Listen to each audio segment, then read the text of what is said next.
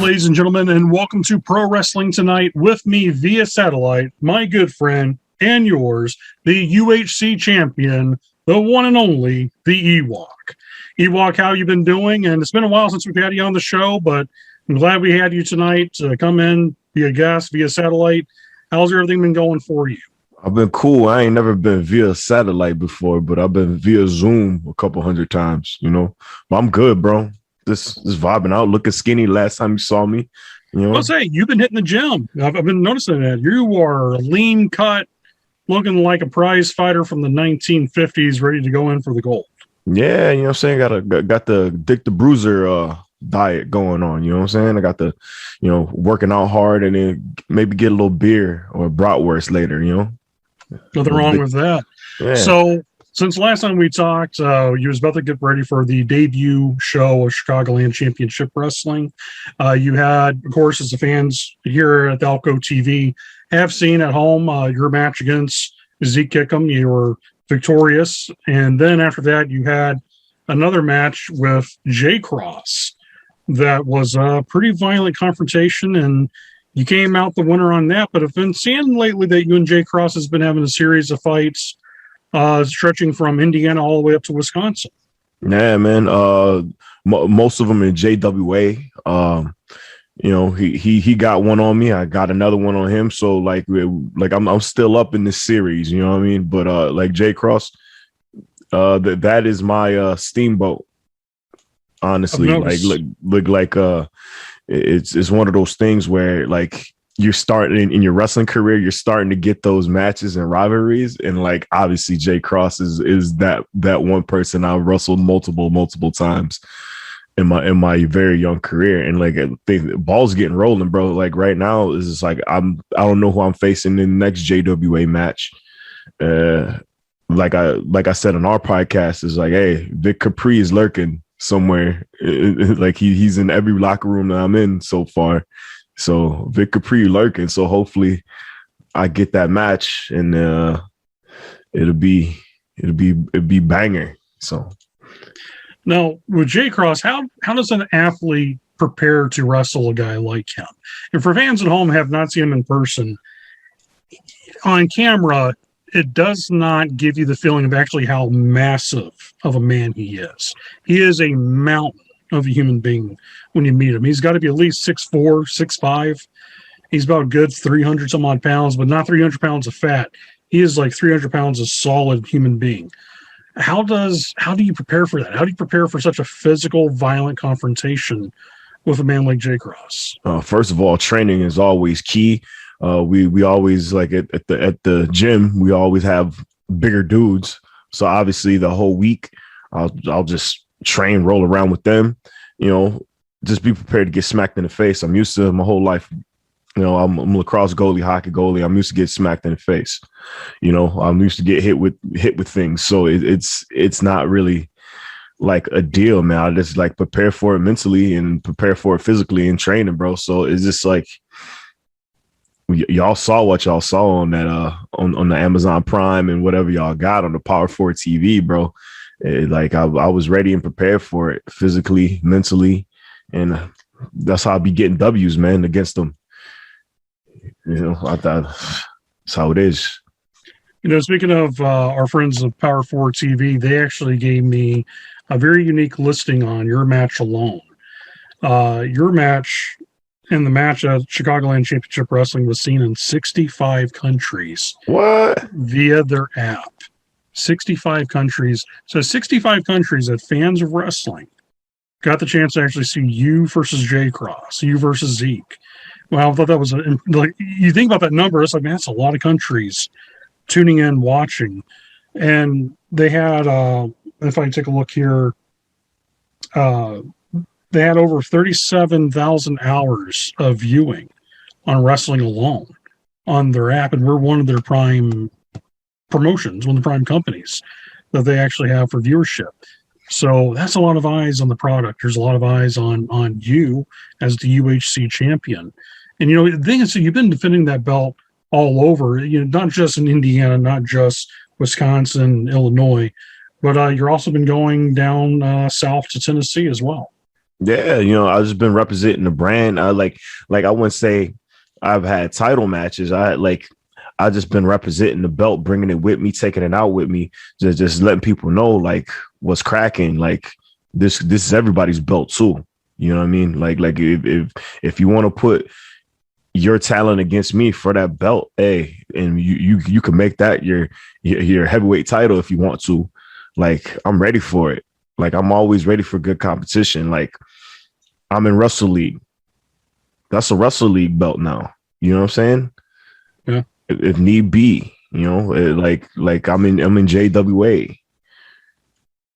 Whoever books there, hey, you want to put that title online? I'll go right ahead. You know what I mean? It's opportunity. It's a fighter's belt. Like I want to make this belt mean a lot. You know what I'm saying? I want this belt to have a identity, a lineage of just good straight out fights. It's kind of like how the UFC has the BMF belt. They're just putting good fights together. It's like that's my BMF belt. Like that's all it is, man. And it's like, sadly, we had the Aaron Stone match, but like that match never happened because of COVID. But hopefully, once we get back in the groove, that match will happen because that boy is on a tear right now. And I've noticed he's all over the place now. I remember when he first started out, he was only working one place, and now he's almost every weekend he's somewhere. He's traveling, good. He's getting his name out. And he's becoming a student of the game, which is very important. Yeah. And I feel like everybody that has been around that I've met for the first time 3 years ago when I took my first outside booking at IPW, like it was just that everybody growing up together, and it's kind of weird, like just to see everybody's growth in 3 years. You know what I mean? It's just like those guys were probably those guys were where I was at now.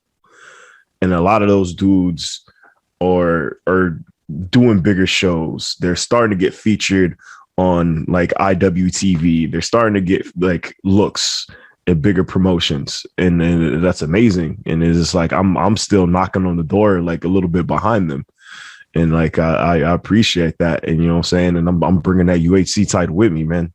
It's gonna mean something. Trust me.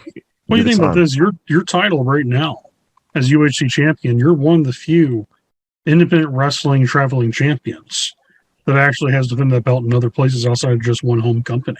Yeah. So there's not many traveling champions in today's world of wrestling. You think about that. A lot of regional champions. There's a lot of territorial champions, but not many that has actually traveled in different states and different areas defending that title. Man, hopefully John West is listening to this. You might have to tag him on this. Hopefully, like there's a Black Wrestlers Matter St. Louis that was just announced. Hopefully, he gives me the rub and he be like, "Hey, get from behind that commentary booth, and you're going to defend your title tonight." Hopefully that happens. I don't expect it to happen, but it's just like I'm going to have fun there regardless. Behind the booth, whatever. I don't care. In the ring, I'm just gonna do my job out there and do what I have to do. But the UHC title is most definitely coming with me though. Now let's talk about Black Wrestlers Matter.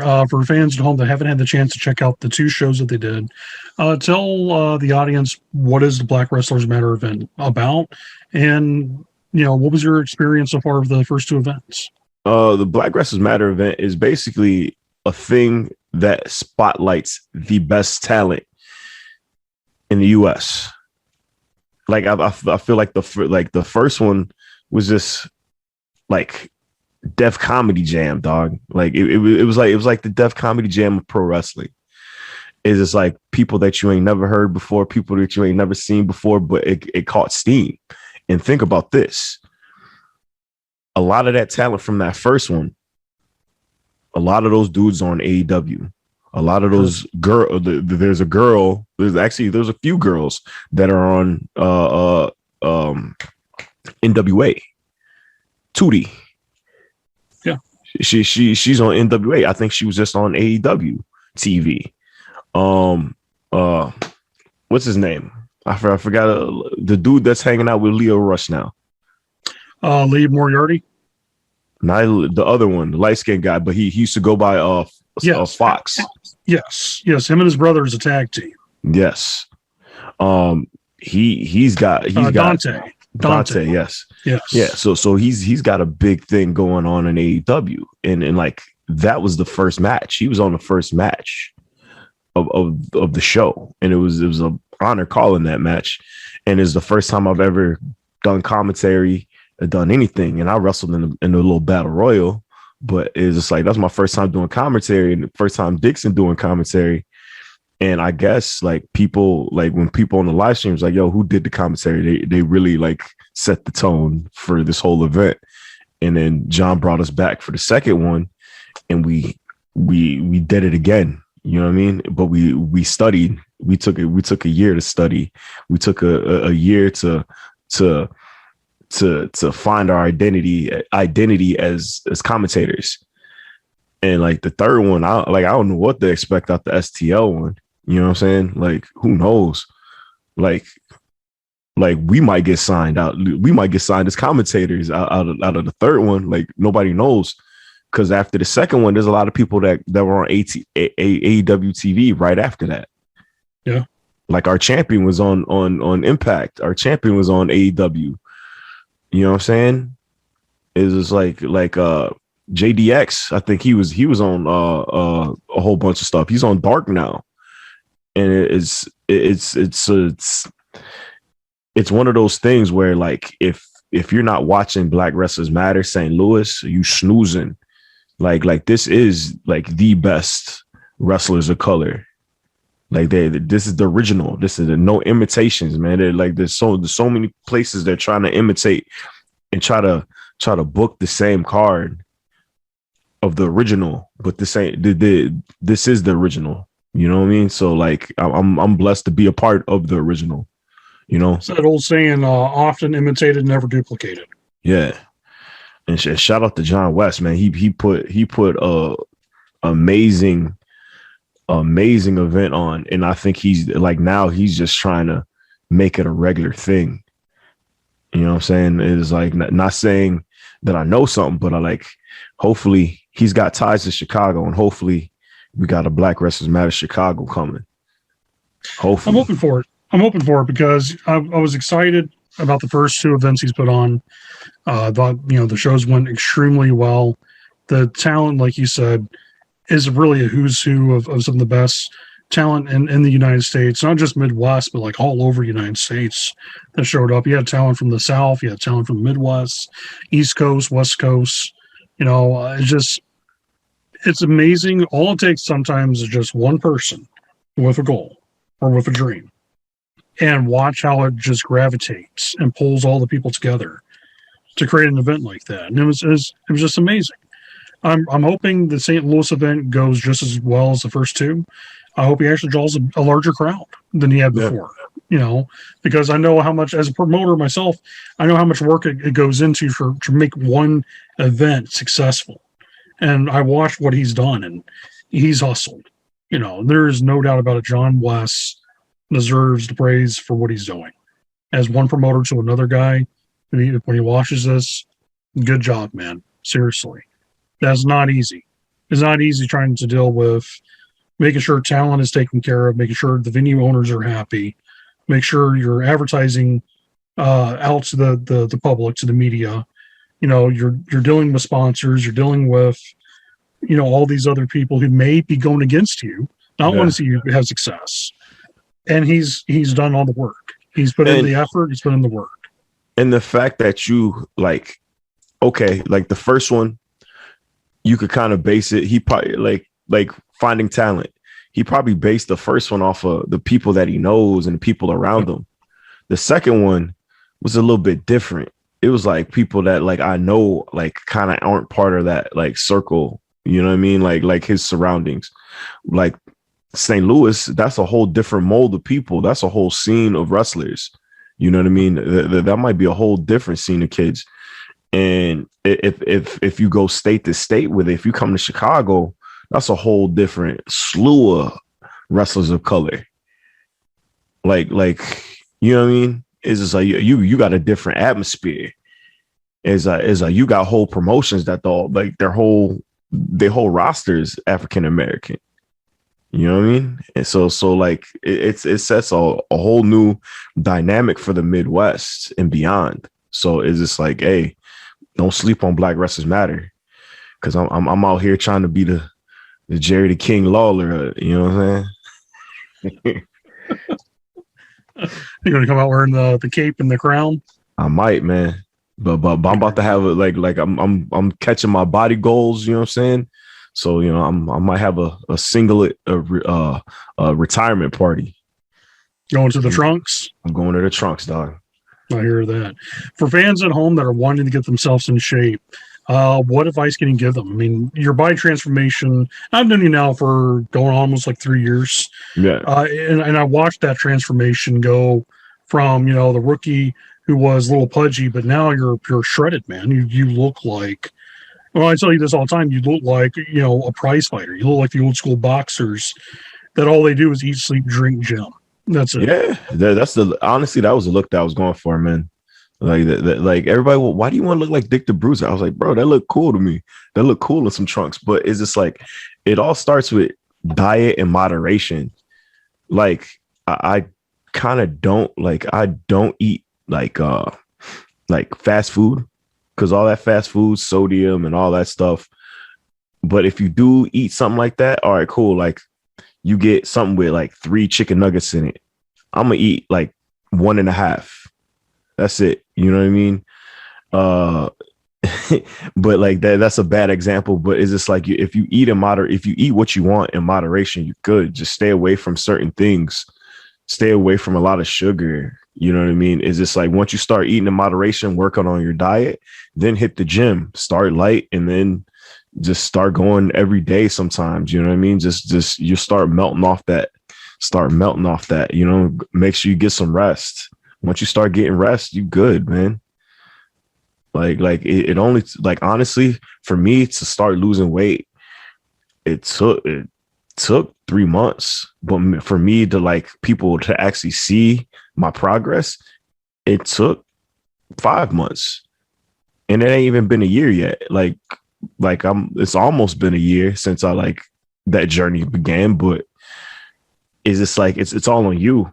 Like if you're lazy about it, you're not going to see no progress. But if you keep on grinding and working, you're going to start seeing progress. Because a lot of people, I think they get discouraged after like the first week. There's like, I don't got the 6-pack yet, so I'm just going to give it up. Well, what's the use? No, you're not going to see progress until your diet changes. Like for real. Yeah. So sometimes too, like it's amazing when you see someone cut soda out of their diet completely. Yeah. And they just drink nothing but water. I know my friend Tony, when he lost his weight, he told me straight up, he's like, what I did was I cut out soda. I cut out eating like donuts and the guilty pleasure food when you're going through depression, you're going through whatever. And he's like, start drinking water, worked out, jogged, did all the right things. And he's like, dude, before you know it, I was losing all that weight, just dropping it crazy. And usually it's what it takes is some determination, and I think a lot of people, they I won't say they suffer from a lack of determination, but sometimes they just need that coach, or they need that fire lit under them to get them inspired to go do it. And, I've seen my friend Aaron Rose. Aaron Rose was almost over 400 pounds. And he's lost currently right now, I think like 60 pounds. And he's been doing it, just going to the gym. He's, guy was on life support and changing his life. So I mean, I salute people who do that. It takes a heart and dedication and a want to actually, be the better you. Even myself, man, I needed myself. I was losing good weight, and it happens with COVID. People they go through that time. But you know what? No excuses. Got to get up and start doing it. So I'll be right there with you pretty soon. So this brings me to something about dedication. I know that coming up in December, our brother promotion, Wrestle League, is making their triumphant return to in-ring shows, in-ring action. And you've been calling out the Wrestle League champion one, Mr. Shane Foster. Yeah, bro. I've been calling him out, bro, because I feel like it's when Wrestle League ended before COVID, I was still learning. I was still trying to get my bearings as a pro wrestler. All COVID, I worked super hard, like super duper hard. Like with the losing weight, with the actually going to Wisconsin during COVID, having good matches, learning from my mistakes. And like now, like Wrestle League is all new. There's only I want to say maybe 3 or 4 OGs there, but like not like the real OGs from the beginning. Like I'm talking about from like my class. Those are the few people that are left besides Shane Foster and Shogun Chris Logan. But like those are our teachers, you know what I mean? Those who train us. But at the same time, I want that title. I want like that title means the world to me because I feel like I deserve it. I've been there when other schools opened up and everybody wanted to leave and go to other school, you know, and people thought Wrestle League, all right, cool. They're going to be gone during COVID. Nah, that ring was still there. So Wrestle League's still there, but now we're back. And now everybody, especially our rookies, want to prove a point. And I want to prove a point to have that title. But, you know, I've been calling him out. He ain't responding. So hopefully he responds soon because I'm out to get him. Like, I don't care if he's one of my trainers or not. You still got to answer to a challenge when somebody challenges you, you know? So I'm about to get it popping, man. Hopefully that match happens. And, you know, there's a little fairy tale ending at the end, you know? Yeah, I'm really looking forward to the comeback of Wrestle League. I'm excited for it because I'm ready to swipe. I'm ready to swap that belt out. You know what I'm saying? And have that UHC title reign supreme. You feel me? Oh yeah, I do. You know, Wrestle League has a tremendous amount of young talent that's now at the school that are starting their careers, and there's still some students out there from the original classes that are still wrestling. It's amazing how, when people overlook that school, how much talent actually is working in the Chicagoland region, at least, that are really good. They're good kids. They're good talent. You know, yourself, Zeke Kickham is another one. Quinn, who worked a lot with Wrestle League. You know, he's now wrestling all over the country. You know, there's a tremendous amount of young talent. I'm excited because there's the people like yourself. There's young men like Shaq Jordan. There's talent coming up like, you know, the rookie workhorse, EJ Swanson, who I've been watching in his training. How you know that boy nickname? So somebody must have told you his nickname. You know me. I got eyes and ears everywhere. So like the workhorse. I was like, bro, yeah, that's what he's calling himself. That's what he's calling himself. I was like, we just gave that boy that name. I was like, how'd you know? Always one step ahead of everybody, man. Always watching, always putting my head over and peeking and going back on, you know what I'm saying? So, yeah. Well, I mean, you got all those guys and young guys too. They're hungry. They want that success. They want the chance to live out their dreams. And I'm excited. December 11th, you guys have a great show lined up. Hopefully Shane will answer. And if not, I will like to have him on this show and I will ask him that question right to his face. As much as he's a very intimidating man, but I like to ask him, will you accept his challenge? Shane, if you're listening to this show, and all the people on Alco TV and all the people who watch us on the other sites, they want to know, do you accept the challenge?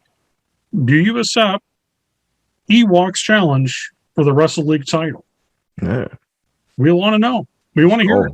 Let's go. People are watching this at home. Message Wrestle League group. Message people on Facebook. Ask that question out loud. Will Shane Foster accept the challenge? Will the man who has won that belt from Shaq Jordan, who has been the champion of Wrestle League, Will he take on the people's champion, the guy who's been representing Chicago, representing all the working class folks, the Ewok? Will he accept that challenge? Let's go. That I want to see. You know what I'm saying? That's the match. That match alone is worth the price of the admission. Because think about it. You know, like we put, you know, Chicagoland's partners with Wrestle League. All right, cool. I'll hold the UHC title, right? I win the Wrestle League title. There's only one, maybe two more belts in our circle that I need to win. And got like nice little triple crown going. You know, I hold all the belts. Thanos.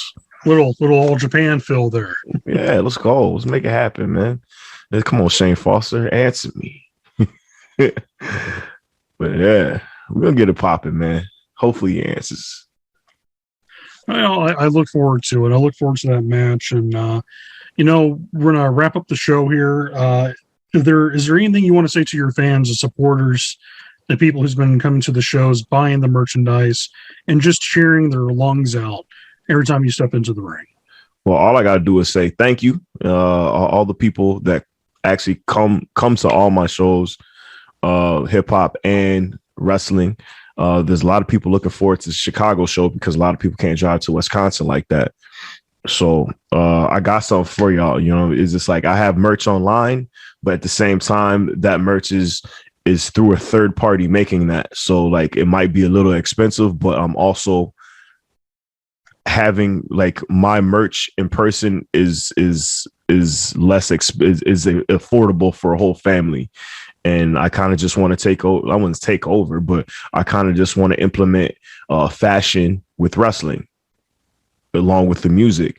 So it's just like everything has a color palette. Everything is like a fly look. Everything has a season. So, hey, December 11th, pull up. You know what I'm saying? I got the hats for 10.